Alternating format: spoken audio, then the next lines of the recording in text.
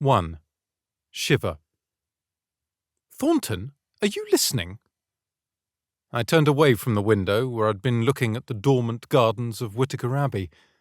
The land had been handed down, heir to heir, since 1547, when the former cistern abbey was taken over by Henry VIII. Shortly afterward, the estate was given to John Whitaker as a gift from the king for his service.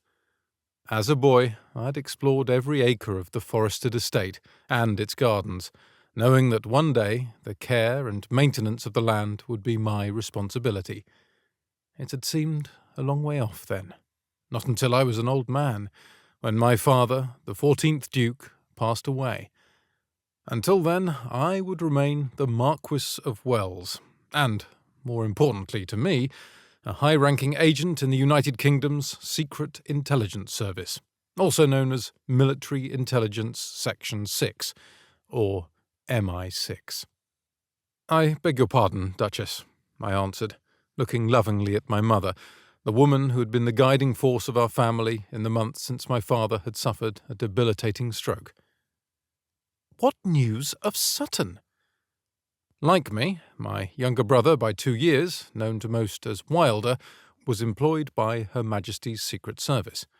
However, he was on the national security side, MI5. I sneaked a look at my phone. "He's expected this afternoon." "Very good. You and he will get the trees." My first thought was to ask why the groundskeepers couldn't handle it on their own, as they had even before my father's illness. But I understood my mother was grasping for any semblance of what she considered normalcy.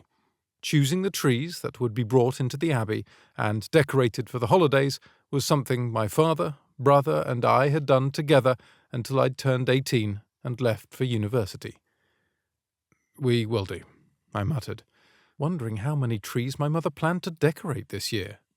Was more than one really necessary? It wasn't as though she would entertain this holiday season. Duchess Victoria was the eldest daughter of the Duke and Duchess of Cumberland, and still practised what some believed to be archaic traditions of the English nobility. "Come, sit with me," she said, holding her hand out to me. "Tell me what's troubling you." I sat, but had no intention of confiding in her. I also had no intention of lying, so chose not to say anything. "Have you seen your father this morning?" she asked. "I read the news to him." My mother patted my hand. "You know how much he likes to catch up over his morning tea?" I doubted my father had heard a word I'd read, and he'd certainly not had any tea, but as the doctors had told us, the important thing was that the family spent time with him and conversed, whether the Duke was able to respond or not. "There's more," she murmured. "What's that?" "Something is on your mind, Thornton, and whatever it is, its weight is heavy." Even if I wanted to discuss it with my mother, I wouldn't know where to begin. "It's a woman." I leaned closer. "It's nothing," I said softly. "Let it be, Duchess." "For now," she said, standing and leaning down to kiss my cheek. "I'll check on your father." I nodded and stood too, walking back over to the window.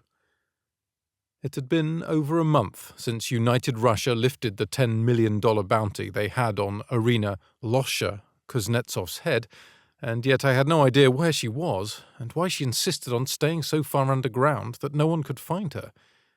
I'd called in every favour, and there had been many, but so far I didn't have a single lead as to where the bloody woman was hiding.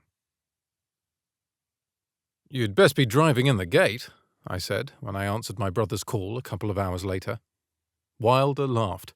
"At least an hour out, but before you blast me, I've spent the last 30 minutes listening to Sir Ranald tell me how he intends to fire you."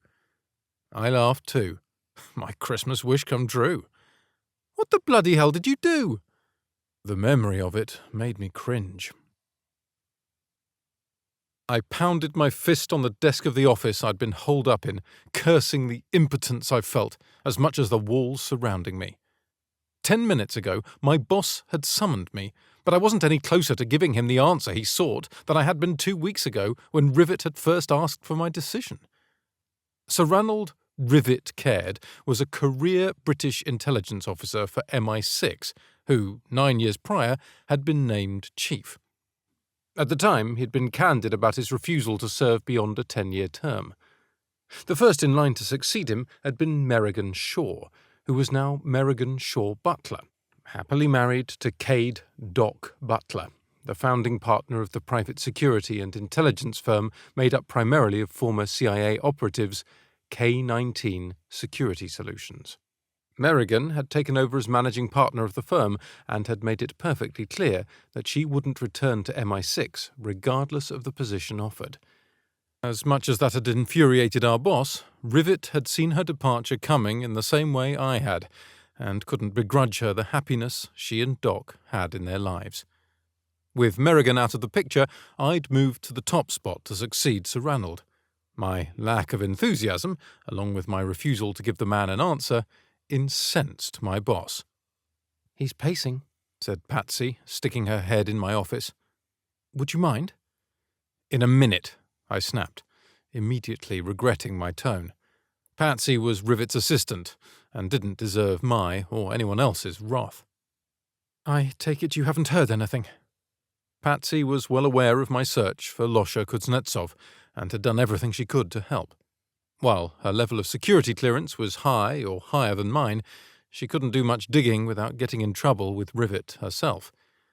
"Sorry, Pat. Not your fault or your problem." "Go talk to him.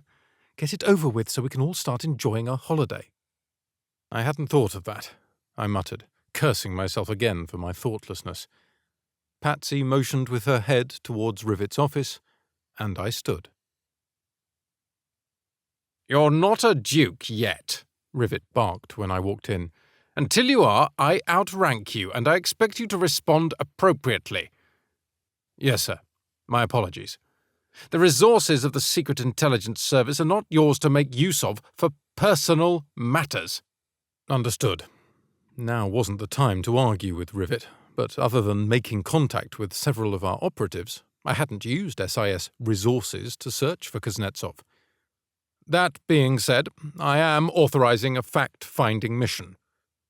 "Don't." Rivet raised an eyebrow. "I'm not ready to give you an answer." "You're under the assumption that I'm authorizing the mission in exchange for your acceptance of the position." "To a certain extent." "Get the hell out of my office! In fact, get the hell out of the building!" "Rivet, I meant no, out!" At the end of my recount, my brother laughed. "Did you wish him a happy Christmas on your way out?" I ran my hand through my hair. He's frustrated that I won't give him an answer. "No, Shiver, he's pissed off that you thought so little of him," he said, referring to me by the code name used by most outside my family. When my brother didn't say anything else, I thought perhaps our call had dropped, but then I heard him take a deep breath. "We'll find her, but in the meantime you have to find a way to compartmentalize." If my brother was standing in front of me, I'd likely belt him, after which I'd feel equally as guilty as I did about my conversation with Rivet. However, I had no restraint, despite knowing I'd experience regret. "Where the hell is she?" I said, in a way I wouldn't to anyone but my brother.